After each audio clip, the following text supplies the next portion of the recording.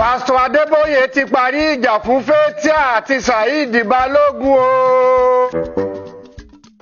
Ní Bàbá Rainbow bá bínú fi ìbínú sọ̀rọ̀ sí Babátúndé Rájí Fáṣọlá. Sàrà lójú ọ̀tá tó ń wò mí tẹ̀gbintẹ̀gbin, ìròyìn kúmọkùmọ ló sọ bẹ́ẹ̀. Na village people be this o. Because go dey here na say they do, na say they do, you don craze.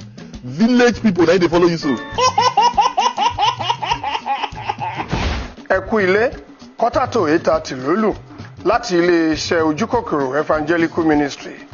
Orúkọ tèmi ni ọmọkú ìyá ògbọ́, ikú ń bọ́mọ rìn ọmọ òfúra, igúnnugún bà lórùlé, ojú tólé, ojú tóko. Ọjọ́ Ajé tí ó kọjá yìí ni bàbá wa Adébóyè pẹ̀tù sí aáwọ̀ tí ó ti ń rú gọ́gọ́ láti ọdún mélòó kan sẹ́yìn láàrin Fétíà Balógun àti Saheed Balógun. Olùṣọ́ àgùntàn Enoch Adébóyè sọ wípé lẹ́yìn ọ̀pọ̀lọpọ̀ àwẹ̀ àti sàárà níwájú àwọn arọ àti wèrè ọjà, gbogbo ogun Jẹ́ríkò tó takú sọ́nà ni àwọn ti wó. Èyí ló mú kí ìyá Rainbow fi oṣù méje sílẹ̀ láti gba àwẹ̀ bíríbírí fún Saheed Balógun àti Fétíà Balógun ní ìlú Mẹ́kà.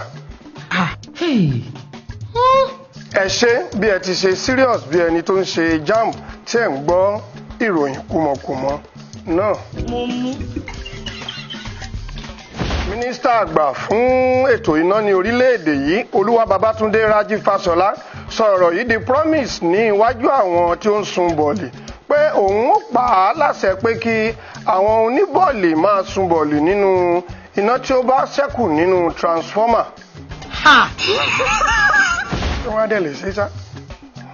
Ó ní iná tí ó ń tàn sílẹ̀ nínú transformer yìí ó jẹ́ iná tí àwọn èèyàn kì í lò tí ó sì jẹ́ wípé ó wúlò fún àwọn tí ó ń sun bọ̀ọ̀lì. Will you keep quiet? Mínísítà àgbà wa sọ wípé inú òun dùn láti gbọ́ àtúnṣe ńlá tí bàbá wa Adébóyè ṣe láàrin àwọn òṣèré náà. Kò sí ohun méjì tí a lè fi dín ẹyin ju òróró lọ. Ẹ kú àfaradà. Gómìnà ìlú Èkó tẹ́lẹ̀ rí olóyè Babátúndé Rájí Fáṣọlá wá ṣe ìlérí fún ọba Àkárìgbò of Ìlaró pé òun ó fi iná sílẹ̀ fún ọdún 9 láìpa ní agbègbè tí àwọn Saheed àti Fétíà bá gbà